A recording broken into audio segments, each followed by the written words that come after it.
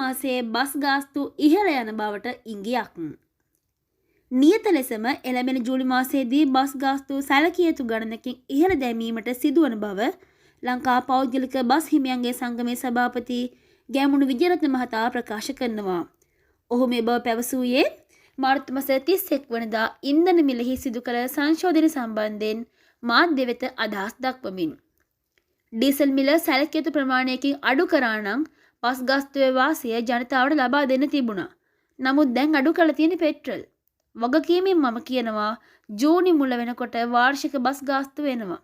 එම නිසා අඩුවීම කෙසේ වෙතත් අනිවාර්යයෙන්ම ජූලි මාසයේ බස් ගාස්තුව සැලකිය යුතු ප්‍රමාණයකින් වැඩි වෙනවා. මේ ආකාරයට පෞද්ගලික බස් සංගමයේ සභාපතිවරයා සිය අදහස් පළ කිරීම සිදු කර තිබෙනවා.